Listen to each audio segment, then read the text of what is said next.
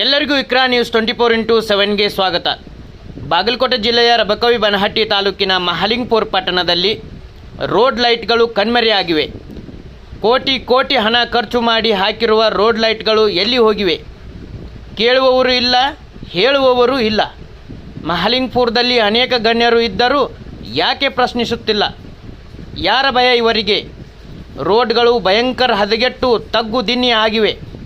ಬೈಕ್ಗಳ ಮೇಲೆ ಹೆಂಗಸರು ಸಣ್ಣ ಮಕ್ಕಳನ್ನು ಕೂರಿಸಿಕೊಂಡು ಹೋಗುವಾಗ ಬಿದ್ದು ಅನಾಹುತಗಳಾದರೆ ಇದಕ್ಕೆ ಯಾರು ಹೊಣೆಗಾರರು? ಆ ರೀತಿ ರೋಡ್ಗಳು ಹದಗೆಟ್ಟು ಹೋಗಿವೆ. ಇನ್ನು ಮಳೆಗಾಲ ಶುರು ಮತ್ತು ಸ್ಕೂಲ್ಗಳು ಆರಂಭವಾಗಿವೆ.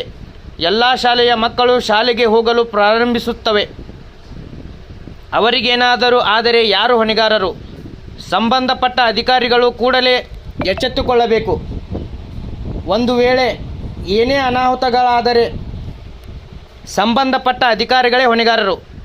ಒಂದು ಸಣ್ಣ ಹಳ್ಳಿ ಬೆಳಗಲಿಯಲ್ಲಿ ರೋಡ್ ಮತ್ತು ರೋಡ್ ಲೈಟ್ಗಳನ್ನು ನೋಡಿ ನಾಚಿಕೆ ಆಗಬೇಕು.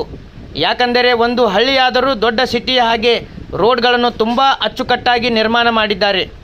ಮಹಲಿಂಗಪುರ ಒಂದು ದೊಡ್ಡ ಪಟ್ಟಣವಾಗಿ ನಿರ್ಮಾಣವಾಗಿದೆ, ಆದರೆ ಸುಧಾರಣೆ ಕುಗ್ಗುತ್ತಾ ಹೊಂಟಿದೆ. ಇದೇ ರೀತಿ ಮುಂದುವರೆದರೆ ಹಳ್ಳಿಗಳಿಗಿಂತ ಕೀಳಾಗಿ ಹೋಗುತ್ತದೆ.